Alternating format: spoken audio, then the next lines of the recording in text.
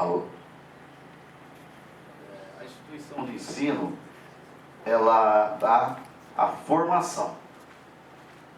Os CREAs fazem o registro e fiscaliza as profissões.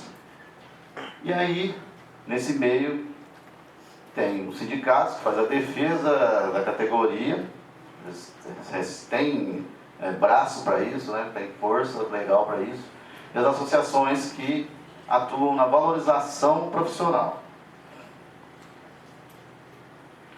Então a gente vai, para que vocês tenham, às vezes eu estou falando aqui, como muitos são alunos, né? E muitos são no começo da graduação, pouco se ouve falar em sistema CONFEA CREA durante a graduação. O CREA é ainda um pouco distante dos estudantes, dos universitários. Então a gente precisa, para que vocês tenham ideia, contextualizar a engenharia ambiental nesse sistema. A engenharia, ela começou, os ramos iniciais da engenharia, ela só existia militar e civil. E faziam tudo, ensinavam tudo que você está acostumado a ver hoje. Hoje você vê engenheiro agrônomo, eletricista, você vê engenheiro mecânico, engenheiro químico, e esses caras faziam tudo isso aí. E não faziam mal feito. Você vê que tem obras aí de muito, daquela época, que estão funcionando, estão perfeitas ainda. Aí na década de 90, quando se começou a falar em meio ambiente, em defesa do meio ambiente, começou a surgir os cursos sequenciais. São cursos que não são de graduação. E só em 1992 surgiu o primeiro curso, primeira graduação em engenharia ambiental, que é no Tocantins, a pioneira nessa área, na Unitins. Isso foi em 1992, para vocês terem uma ideia. A engenharia ambiental foi criada por uma portaria do MEC, portaria 1693, em 94. Em 92 já existia um curso de graduação. Então o Tocantins realmente é pioneiro nisso aí. E, como eu já disse, a profissão de engenheiro ambiental, como todo engenheiro, está regulamentada pela Lei 5.194. E, especificamente, o engenheiro ambiental, a regulamentação do exercício da profissão de engenheiro ambiental dentro do sistema, é através da Resolução 447 de 2000, que nos remete às atividades de 1 a 14 e 18 da Resolução 218. Essa 218 ela é geral, é uma resolução para todas as profissões da engenharia. Tem algumas que surgiram depois, tem resoluções como nós, separado, mas remetem a essas atividades, as famosas 18 atividades. Mas desde que, aí que está um grande problema de interpretação de atribuições, desde que estejam relacionadas à administração, gestão, ordenamentos ambientais, monitoramento e mitigação de impactos ambientais dos serviços afins e correlatos. E nós pertencemos, fomos enquadrados na modalidade civil dentro do sistema. Isso na época foi uma briga muito grande, a agronomia achava que deveria ser na agronomia, a engenharia química achava que deveria ser na química, e acabou ficando por força dos engenheiros civis dentro da modalidade civil. E a gente acabou meio que engessado aí dentro. Então, eu disse que há um certo desinformação quanto às atribuições, a dificuldade de estabelecê-las, porque veja isso, veja como é genérico, as nossas atribuições são muito genéricas. Gestão, ordenamento, monitoramento e mitigação de impactos. Quase que todas as atividades da engenharia têm isso. Então, você fica pensando, mas o que é que eu posso fazer realmente? E quando nós começamos, eu terminei a graduação em 2009, fui trabalhar em 2010 e não sabia o que eu podia fazer, podia assinar. Por sorte, eu não sei se no estado de São Paulo, o CREA São Paulo é um dos estados que o CREA é um pouco mais light na hora de você registrar sua ART. Você pegar o exemplo, Paraná, Santa Catarina, Mato Grosso do Sul, quando você faz seu registro, ele já te emite alguns códigos e você só pode registrar a ART, anotação de responsabilidade técnica, dentro daqueles códigos. Aí foi um problema no começo, porque se a gente não sabia, o sistema também não sabia o que a gente podia fazer, e por reserva de mercado, eu acredito, alguns CREAs limitaram demais, restringiram demais as nossas atribuições. Mas com o tempo, no CREA São Paulo, como eu disse, o CREA São Paulo, você entra lá e registra e a responsabilidade é sua. Registra o que você sabe fazer. E tudo por causa dessa forma generalizada com que foram regulamentadas nossas atribuições. Como eu já disse, a engenharia ambiental, a resolução 447, que determina que sejam registrados pelo CREA. E aí nós começamos a falar dos conflitos. Não vamos nem falar dos conflitos internos agora, dentro do sistema que existem. Mas temos muitos problemas, tivemos aí com ecólogo, com gestor ambiental, que são profissões que não são regulamentadas ainda. Há um projeto de lei para regulamentação da profissão de gestor ambiental, mas ele tramita em caráter terminativo, significa que ele não vai a plenário, são votados só nas comissões, mas algumas emendas já começaram, tipo, que eu quero puxar a sardinha demais para eles, limitando na atuação de engenheiros, inclusive ambientais, biólogos e outras profissões. Então isso já deu uma parada por lá e está tramitando ainda, mas parece que está um pouco que com passo de tartaruga, vamos dizer assim. Mas, além disso, além desses conflitos com o ecólogo e com o gestor, temos com biólogos, temos com arquitetos. Os arquitetos, vocês eu acabei de falar, mas vocês já deviam saber, provavelmente devem saber, os arquitetos saíram do sistema Confea-CREA em 2011 e criaram o Conselho de Arquitetura e Urbanismo. E de lá para cá foi só briga com engenharia. A lei que criou o CAL, que a gente chama Lei do Caos, né? Criou o CAL, estabelecia que todas as resoluções do CAL que tivesse área sombreada com a engenharia, tivesse ser resoluções conjuntas, e eles começaram a emitir resoluções unilateralmente. E numa das últimas, eles resolveram que também a área ambiental é deles. E aí, na canetada, o Conselho Federal estabeleceu que o arquiteto é responsável por estudo de impacto ambiental, relatório de impacto ambiental, SCA, PCA, todos esses estudos aí. Mas como agora a gente está um pouco mais dentro do sistema, os engenheiros ambientais, a gente pressionou o Conselho Federal, e o Conselho Federal entrou com ação civil pública, solicitou o Ministério Público entrou com ação civil pública, e nessa ação civil pública o Judiciário cancelou a parte da resolução que dava atribuições da área ambiental aos arquitetos. Mas vocês já começam a ter uma noção de como que a briga é complicada. E o engenheiro ambiental, claro, nesses conflitos, a maioria deles, acaba sobressaindo tecnicamente, porque tem um conhecimento multidisciplinar. A maioria consegue sair bem, licenciamento, as atividades relacionadas à área.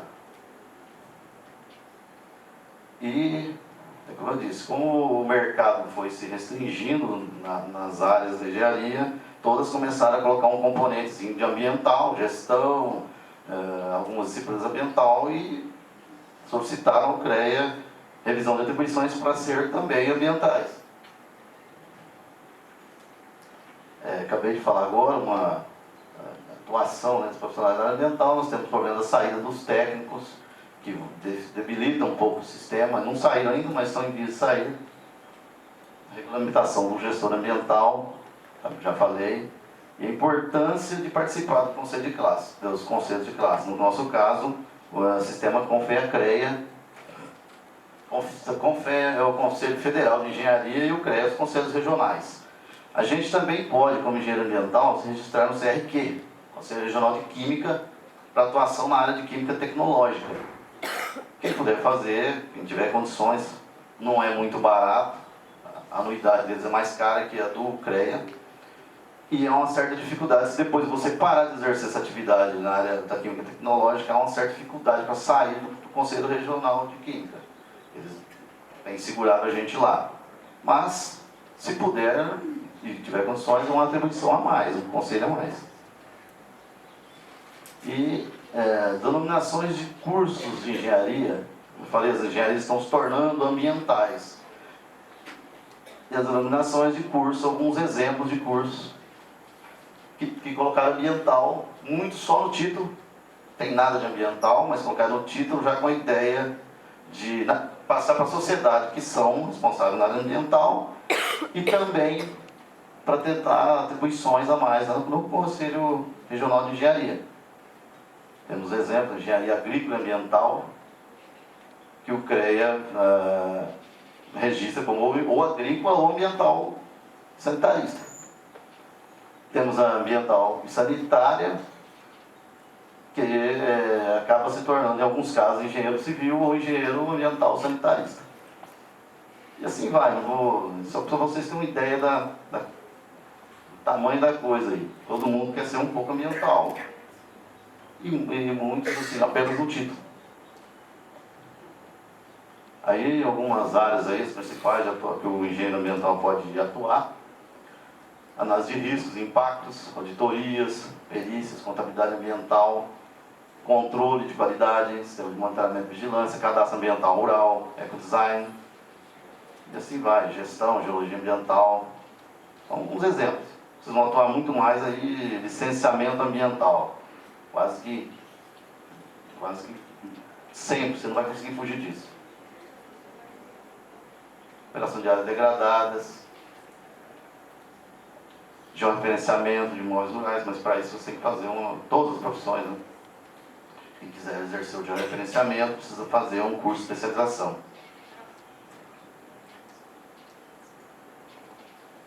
Necessidades do mercado a curto prazo para engenheiros ambientais.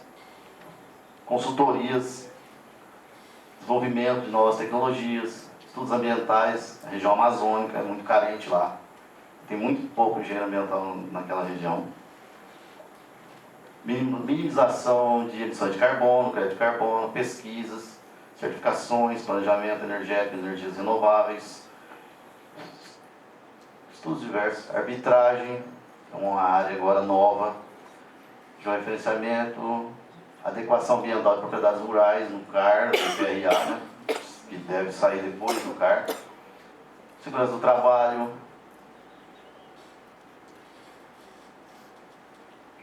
E aí a gente fala das dificuldades, né? Por que é difícil? Quando é uma profissão nova, como toda profissão nova tem suas dificuldades. Agora, você entra no Google, você já encontra modelos de projetos, já encontra estudos. Mas quando a gente, em 2009, 2010, a gente se formou, a gente não encontrava nada. Então eu tive que criar modelos de projetos. Não tinha ideia de como fazer, foi criando modelos de projetos de adequação. Já criei modelo de adequação de aterro sanitário. Não existia, você não achava. E aí a gente começa a perceber as dificuldades. Falta de planejamento da carreira e da vida. O aluno está aqui, é universitário, mas ele ainda não tem noção do que ele vai fazer depois de se formar.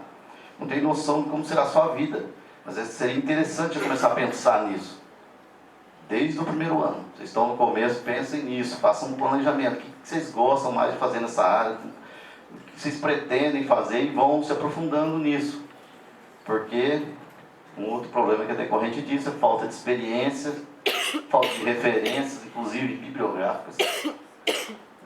Línguas, deficiência, muita gente vai depois do processo seletivo e exige, hoje não se exige só inglês. Hoje quem tem só inglês já está sofrendo dificuldade. Mestrado, o universitário termina a graduação, vai fazer o mestrado, mas acaba não tendo experiência na área, de atuação na área. Falta de capacitação através de cursos, concorrência desleal, que é o que eu vinha falando, e a gente vai falar ainda mais disso. Dificuldade de acesso ao crédito para consultoria, resistência em romper o cordão umbilical. Porque muita gente se forma e quer ficar do lado da mamãe, papai, não quer sair de perto e tem mercado lá no Pará e ele não quer ir, porque eu não quero ficar longe da minha mãe. Mas se você agora é profissional, então se você é profissional, corta o cordão umbilical. ficar morando na casa do pai e da mãe o tempo todo. Vamos cortar o cordão umbilical e correr atrás do nosso futuro.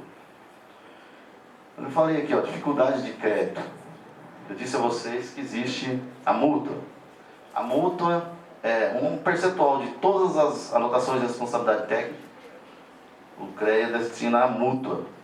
E muitos profissionais não sabem, os que sabem não fazem uso, e tem muito dinheiro lá para emprestar, para aquisição de equipamentos, para investir em formação. Dinheiro mesmo prestar, até para trocar de carro. Basta você ser filiado, você ser inscrito na mútua, tem um ano de carência, e você pode fazer um juro muito mais barato, é como se fosse uma cooperativa, mas o dinheiro está lá e ninguém usa, e aí a gente se depara com isso. Dificuldade de acesso no crédito à consultoria. Se você for trabalhar com consultoria, logo de cara você vai perceber que você vai precisar de equipamentos. Se você não tem um receptor GNSS, não sei se vocês já ouviram falar, mas é um GPS de precisão, geodésico, quase todo levantamento que você vai fazer de campo, você não vai lá com um GPSzinho de navegação, você vai errar feio. Então, se for só para se localizar, para um mapeamento simples, até pode ser. Mas para você fazer uma planta planimétrica, você vai necessariamente precisar de um GNSS, no mínimo. Preferencialmente com RTK. Aí você vai comprar isso aí e você acha, bom, deve custar aí, dá para parcelar umas 10 vezes. Chega lá, custa 60 mil reais. Onde é que você vai conseguir dinheiro? Na mútua. A mútua pode te fornecer financiamento para você comprar esse equipamento. Isso é só um exemplo, tem outros, diversos. Tudo, quase tudo que você vai fazer, tem um monitoramento de área contaminada, você vai usar um equipamento lá para medição de gás, e aqui o aluguel daquilo é caríssimo. Melhor, se você atua nessa área, é melhor comprar, recorre à mútua. Aí você consegue um dinheiro, porque essa é uma grande dificuldade no começo. Eu já tinha falado, né, alguns estados, restrições que foram impostas pelos CREAs para aceitação de ART. Isso aí dificultou demais a vida de muitos da nossa profissão, né, acabou ficando um pouco marginalizado no começo. Porque empresários, né, o empreendedor ia te contratar, eles querem saber. Você pode assinar a imposto, você vai lá e faz, o CREA falava não pode. O que ele fazia? Bom, ele encostava do lado e contratava quem pode. E isso fragilizou a nossa profissão no começo. Isso levou a brigas muito grandes aí dentro do sistema. O Paraná teve um problema sério, Santa Catarina tem até um caso. Na época a gente não existia ainda a Associação Nacional de Engenheiros, e a gente se trocava ideias aí com o pessoal do Brasil todo pelo Orkut, o finado Orkut.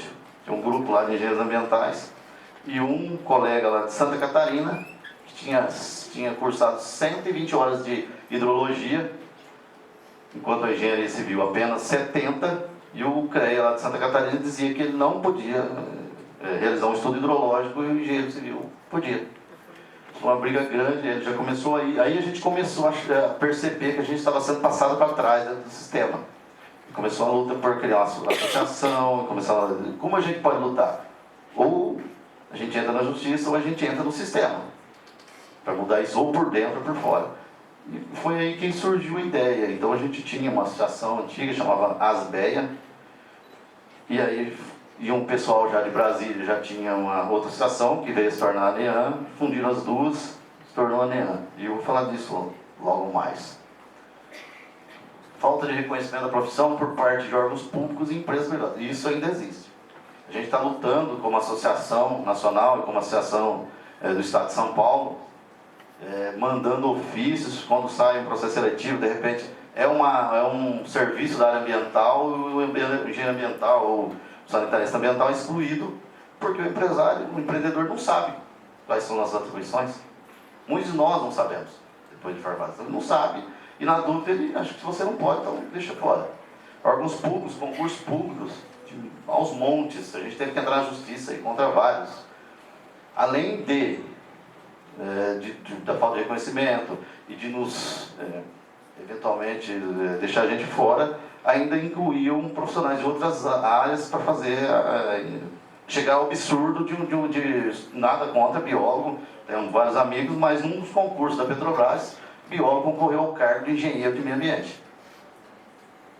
Absurdo. Porque o título de engenheiro é exclusivo de quem fez engenharia. Isso gerou também uma polêmica, uma briga muito grande, e agora, na época a gente não tinha ainda associação, então foi na base de sindicatos, pedir ajuda, e as portas estavam fechadas. Hoje a gente, com a Associação Nacional e as associações regionais, a gente já conseguimos audiência na Petrobras, e isso provavelmente não vai acontecer mais. E as tendências, porque não é só, também vamos dizer assim, não são só agruras, tem também áreas que você precisa desenvolver, você precisa ser técnico. Tendências para engenheiros ambientais, desenvolvimento de novas tecnologias. Eu acho que isso aí é um gargalo lá na nossa área. A academia não está sendo capaz de formar cientistas na nossa área. Uma maioria, exatamente por isso, porque é engenheiro, então o cidadão quer se formar, poucos vão aí para pesquisa, a maioria vai para trabalhar mesmo, e os que vão, muitas vezes, acabam indo para a área da agronomia, fazer pesquisa na área da agronomia, na área da engenharia química, e acabam que novas tecnologias são desenvolvidas por pessoas de outras áreas, e não da ambiental. Criação de mecanismos de utilização de energias renováveis.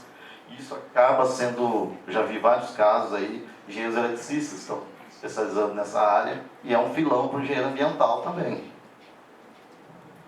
Marketing verde. Eu acho que quem conhece tão bem, ninguém conhece tão bem a engenharia, a área ambiental como engenheiro ambiental, quem atua nessa área. Então, para fazer um marketing, você precisa conhecer o marketing verde. Isso também é um filão, dá dinheiro também. Arbitragem e perícia ambiental. Há uma carência muito grande de peritos na justiça, seja estadual, federal, tribunais, e na área ambiental, difícil. Não se consegue, então acaba indo lá outras profissões fazer essa perícia. Eu sou perito da primeira e da terceira vara judiciais da minha cidade, e depois que ficaram sabendo que eu atuava na área de perícia, eu tenho pilhas de processo lá, processo de 2011, estavam parados. Eu já cheguei a pegar processo de 2006, que faltava uma perícia simples, mas que no engenheiro civil era nomeado, não queria fazer, na área dele, engenheiro químico, geólogos, e esse processo parado. Vítimas precisando de ressarcimento, e não tinha quem fazia. Uma área também tem muito espaço, perícia. A arbitragem ainda é nova, é um pouco mais complicado, mas perícia, basta você fazer um cadastro lá na